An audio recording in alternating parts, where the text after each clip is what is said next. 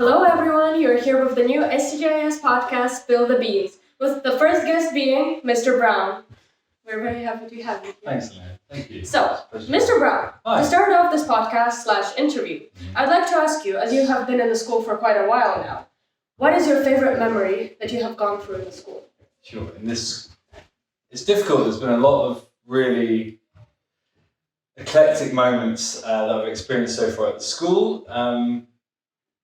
And because it is a small school, it feels so much like a family. Some of these events feel like they were things that have happened to me in a setting that isn't work, if that makes sense. So they're really powerful memories. Some highlights. Away from home. Home away from home, exactly. Some highlights. Let me think of some highlights.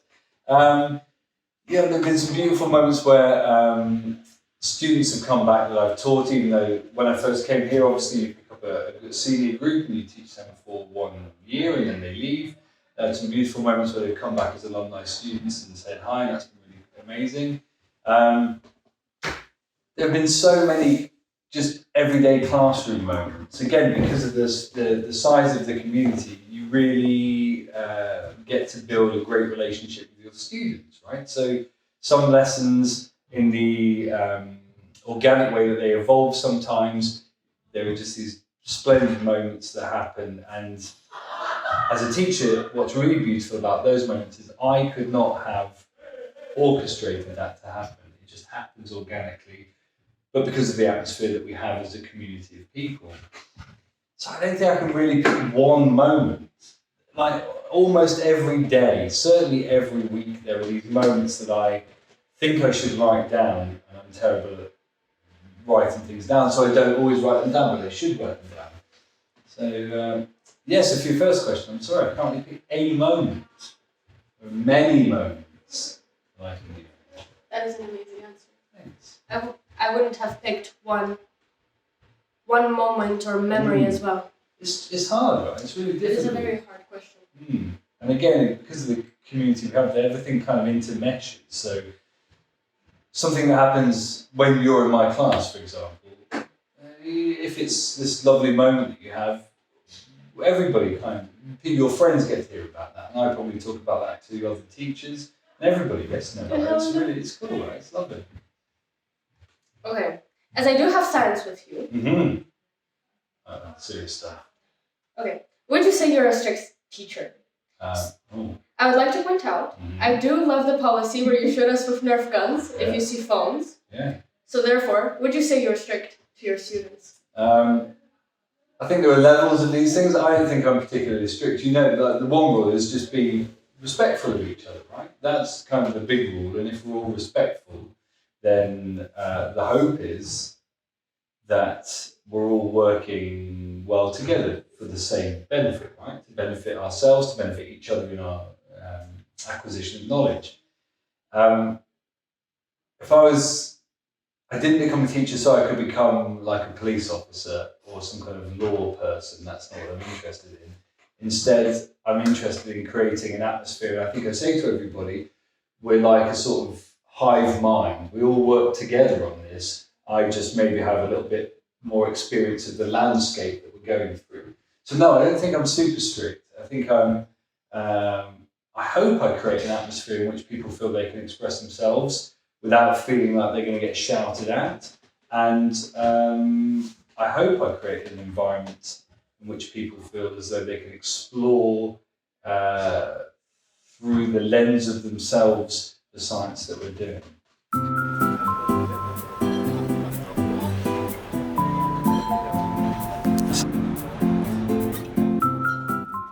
Yeah. Now to the favorite question. Yeah. As I do have science with you, and I heard about the story of Christmas being related to mushrooms, I would like our audience to hear about the story as well. So, Mr. Brown, how is science, how is Christmas related to mushrooms? Okay. Be prepared to be disappointed is the situation. It's a little bit, so, in history as a subject, there are methodologies just like there are in science, right? And so one of the methodologies in history basically says that we need to, before we can conclude how an event happened in history or how something happened in history, we need to have multiple perspectives from multiple reliable sources, and we need to take all of those into account to create an image of that time or place or person that we're interested in. And the Christmas story is one of these slightly mythical stories where there are various accounts of how perhaps Santa Claus came to be, right? So the story starts really in the early 1800s, and there's a chap called John Pintard, and he was this was all happening, by the way, in New York. This is in kind of New York, vaguely Staten Island related, but New York state. I think actually John Pintard lived on Staten Island.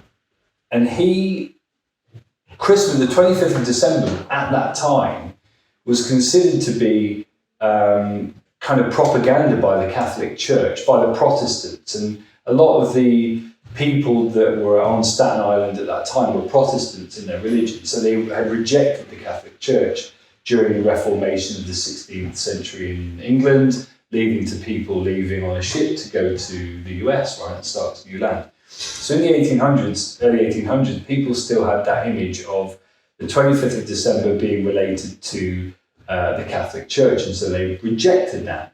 So the 25th of December was often this time of really heightened violence, really, in America between people that were Catholic and people that were Protestant. And John Pintard, I think it was a quote that he made once about it being a day of, I think he said something like the day of blood and fire, or fire and violence, or something. It was a really violent time. And if you think about it now, the 25th of December is this really kind of happy, joyful moment. So he was really keen to change the narrative about that time of the year. At that time of the year, the one that was really celebrated at the time was New Year's Eve. That was super celebrated by lots of people. But as the 1800s rolled on, bringing it up in the first decade of the 1800s, even New Year's Eve was becoming less and less of a celebration. So he felt that in the winter there needed to be some sort of celebration. So then he had a friend called Charles Irving, I think his name was. Irving was his surname. And he wrote a little text where he mentioned this chap called Santa Claus, who he said lived in New Amsterdam, which was a Dutch settlement on Staten Island. This was 1802 or something, he wrote. So maybe 1810. And interestingly, around that time of year, we celebrate Saints' Days, right? There's all these different Saints' Days. The 6th of December was the holiday of St. Nicholas, right?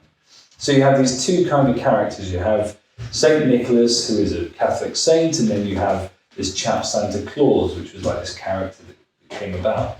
And eventually, Irving wrote something else in 1812, and then there was another chap. I'm going to look at his name because I've written it down. I can never remember his name, and I want to tell everybody his actual name. So there was a chap then in 1822 called Clement Clark Moore, and he published the first, like a big poem, which was called A Visit from St. Nicholas, or A Visit from the Wonderful St. Nicholas. And in that poem, they basically took these two images of these two peoples, Santa Claus and St. Nicholas, and they kind of mushed them together a little bit. And then Irving wrote another text in 1822, and that's when the story of Christmas really sort of started to become a thing. Irving wrote about the 25th of December being this sort of feast day, and everybody sitting around the table together and families sharing meals and all those sorts of things. And he talked about this character coming down the chimney delivering presents to children.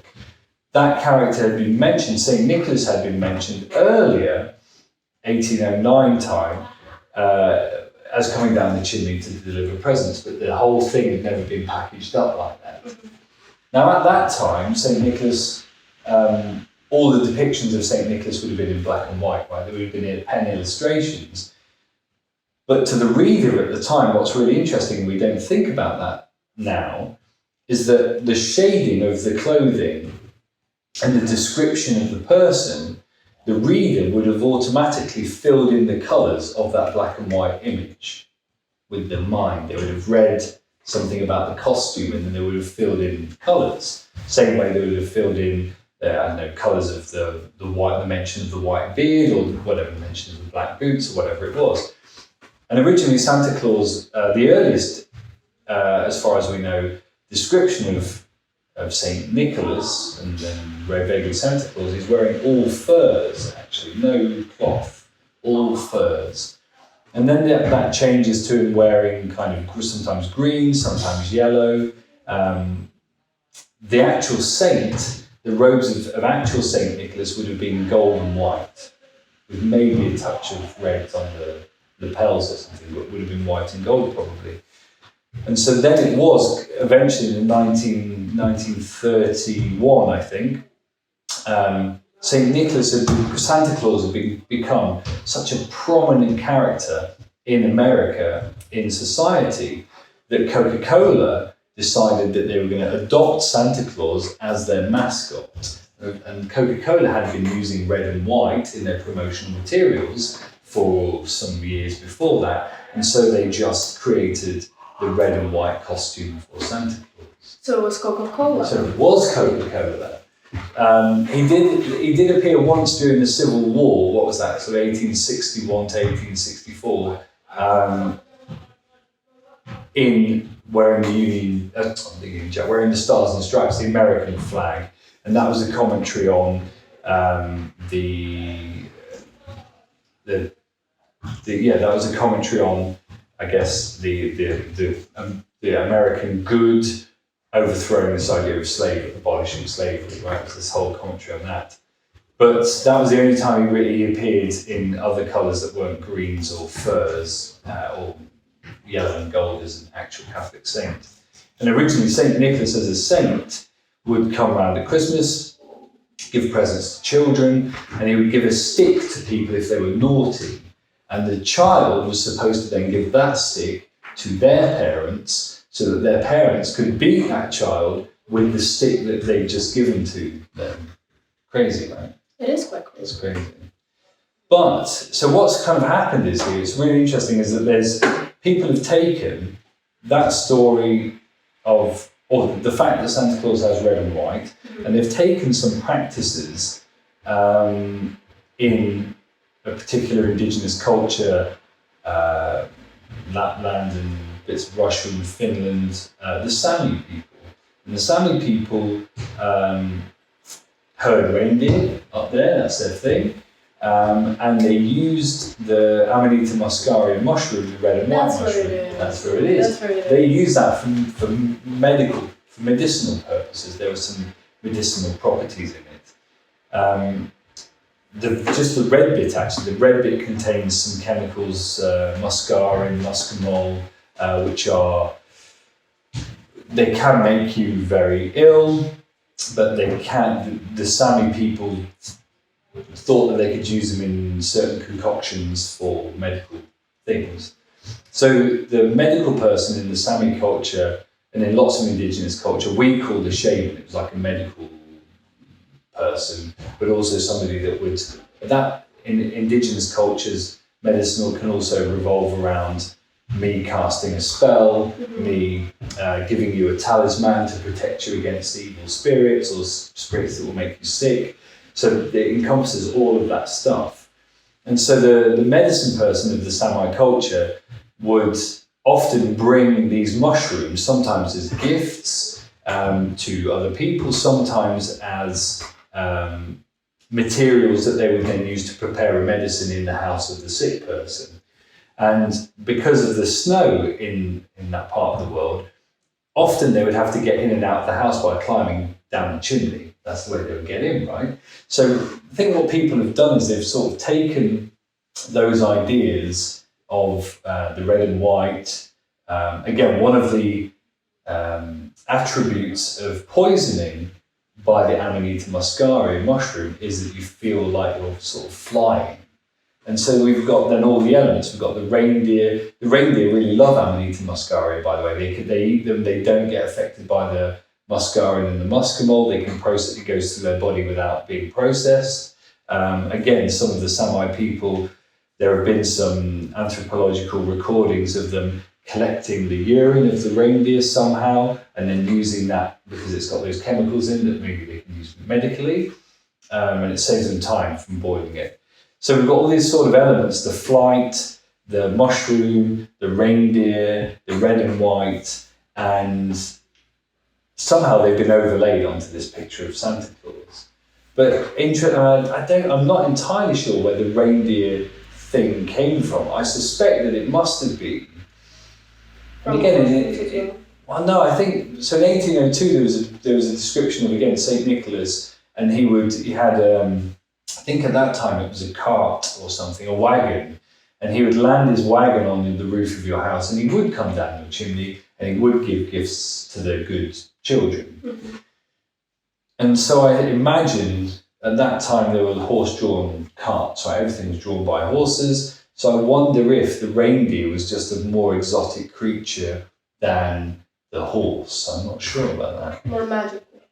More magical, that's right. But certainly that's I think, so unfortunately, as much as I like mycology and things related to fungus, there isn't a link between Santa Claus and the Amanita muscaria, unfortunately.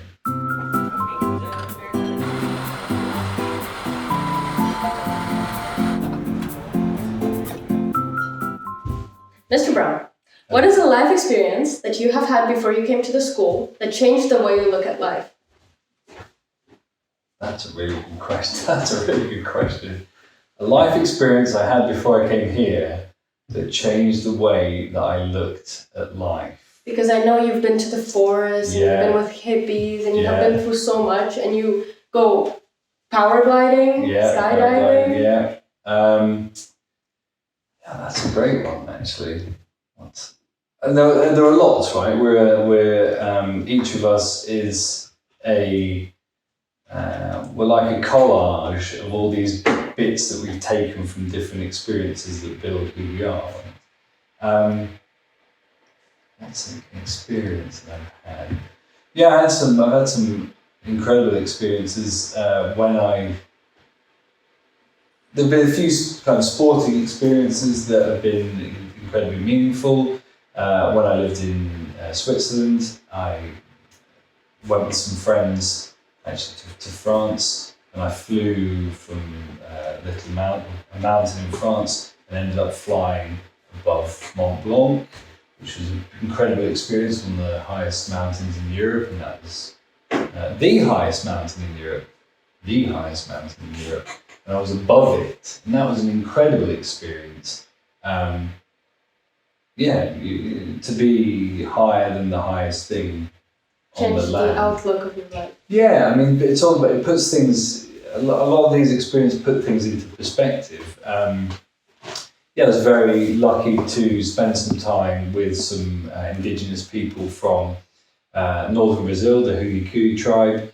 The Hunicui people, I should say. And the Hunicui people were really incredible. The way they think about things, their perspective on the world, the things that they see as being meaningful versus the things that we see as being meaningful, allow you again to understand that the way that most people that we know think about the world is not necessarily the world. There are different perspectives on the way to see the world, and there's no right answer. And there's no right answer. I mean, the world exists as a thing, right? The trees outside there are definitely trees, as far as we can tell. I can go and give them a hug. It's definitely a tree. But the way that I see that tree, do I see it as being a place that can can give life to a whole bunch of other creatures, right? The squirrels, the birds, the mosses and fungus. Do I see that as being a place where a community of living things can live, or do I just see that as being my next dining table, right? So there's different perspectives on the way that we see the world. So I think this is one of the really important things about there being a variety of different cultures in the world, is that we can gain these perspectives that are outside of ourselves. We can do it by having experiences, like flying above Mont Blanc, but we can also have it by connecting with people that have very different outlooks on the world to ourselves. So those two have been super important in kind of readjusting my outlook on things. And again, I try to spend my time in nature, and so moments where, again, I lived in a van for a year by myself. That was very isolated all of that year, pretty much. I think I spoke to maybe about 20 or 30 people the entire year. And that was super isolating. And what that forced me to do was to look at myself and look at, again, the things that I felt were meaningful. What are my kind of outlooks on the world? What are the aims that I have as a person? Are they really sort of necessary, right? Maybe to look at my inner self, what people might call like that spiritual side of yourself. Do I have, what do I believe about those sort of big questions that we might ask ourselves? What happens when we die? What's the meaning of having some time by yourself? Why is it important to nurture yourself as an entity, but why is it also important to be in communion with other people, right? So I think those have been some experiences that have shaped me. Of course, the most recent one is whilst I've been at school, then having a child. That's been a phenomenal experience. It's completely kind of organised a lot of my perspectives, I think. But prior to that, it was mainly just meeting myself, being forced to kind of meet with myself in isolation in the van, being able to just be above, to be able to be in places that you thought you could never be, basically, physically, mentally, change your perspective.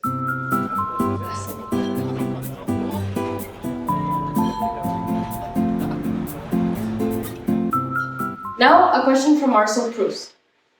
If you were to die and come back as a person or a thing, what would it be? Great question. Person or thing.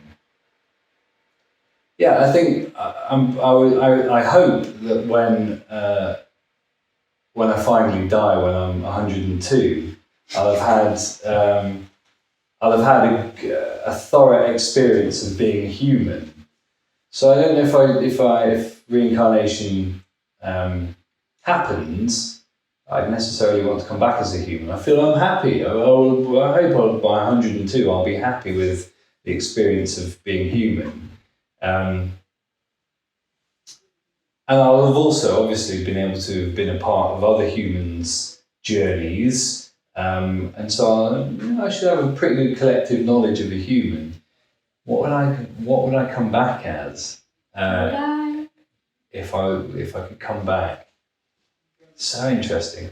Again, going back to the mycological aspect of things, the fungus underground is a web of mycelium, these little threads, connections, and those connections have electrical signals that are going through them all the time. We talked about this a little bit in science the other day, right?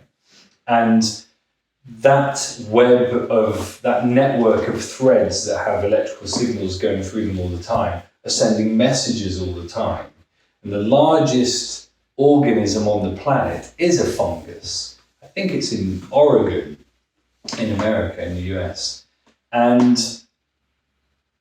I think I told you this as well. I had a dream once where that fungus told me in a dream it must be really limiting to only be able to think inside your calcium cage. Our skull sponge, right? Oh yes, it was on the skiing trip last year. You were telling me, Christina. Yeah, that's right. So I like this idea that maybe this giant fungus is really just this giant sort of brain, this consciousness without a body. So I'd come back as that big mushroom. That'd be great. What a great experience. It would be a great experience. Well, who knows? I don't think we know that they've got, at the moment, we've been able to decipher 50 words of their language, right? And you know, with this AI stuff, right? There's already an organization that is using AI to decipher the language of animals properly. Now we know quite a lot about dolphin and whale language, and they're now using AI to really hone that and really broaden the scope of the understanding that we have about language. But they're doing that with lots of other animals as well. So one of the beautiful things about this kind of language learning model revolution that we're having at the moment is perhaps we'll come to a point where I don't have to wonder what it's like to be that giant fungus in Oregon. I don't have to wait for reincarnation in the next life, but I can understand it now. And perhaps even if we can understand its language, maybe I can communicate with it. Whew. Mr. Fitz, what would you come back as? After you're 102 years old and if I'm 105 years old. 102. 102. I'd come back. I like your theme of something slightly outside the box, maybe a big mighty oak, a big tree. So I can see everything and I'm outside. Yeah. They also talk to each other, right? Through mushrooms. Through mushrooms, yeah. I mean, yeah, exactly. Well, there you go. This is a match made right here, Mr. Brown, isn't it? Yeah. I wouldn't come back as something like an eagle. It's too cliche. You know. Yeah. Too cliche. And you'd probably get shot by some angry farmer. You would. Elaine, what would you come back as? A great oak would be deforestation would happen to you. Maybe. This is true. Maybe. Somewhere in protected woodland is where I'll go. That's where I'll go. What would you come back as? I'll stick to your theme. Okay, you don't have to. No, you don't have to. And I'll say a pretty rose. Otherwise, what would you say? What would you have said if there was no theme? I would say myself. I would redo some mistakes that I have made. Oh, yes. But would you be essentially the same person if you were redoing your mistakes? Yeah. Would you be the same? Yeah, there you go. That's a midlife crisis That's there. a question right there. I love your answer, Mr. Brown. I was hoping for that answer. I was hoping for the Oregon mushroom to go by. Now, to end this podcast, yes. What is a question that you would like to ask our next guest? Oh, that's a great question. It might be a full family. Might be a full family. That's giving the game away, I think, but I'm not going to spoil it. What is the question? Now, I did think about this, and it's a really difficult question. What would be a question I'd like to ask the next person?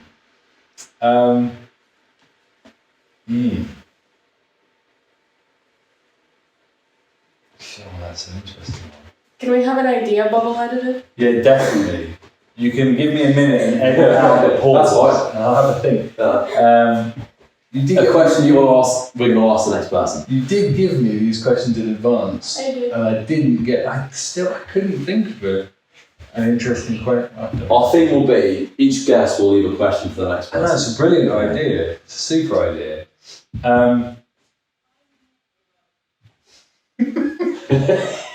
It's okay, take your time. Thanks. What's a question I want to ask somebody? You can use your phone. No Googling, no ChatGPT. No, I don't know if I need to Google it. I just got to have a think.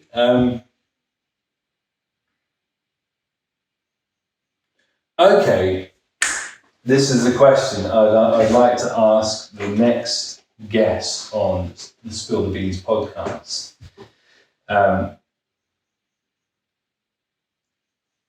In the event that there is an apocalypse type event What's one skill would you like to have during the kind of nuclear winter-esque scenario to allow you to survive the best? That's a question. That's a question. The next guest will struggle. I'll struggle with that. The start of the podcast would be, what skill would you like to have if there was an apocalypse? So that you can survive the best. Yeah. Good question. Thank you so much, Mr. Brown, for being here and opening the Spill the Beans podcast of the Community Engagement Team. It's an incredible idea. Thank you for orchestrating this. It's been a pleasure. Thank you. Thank you so much.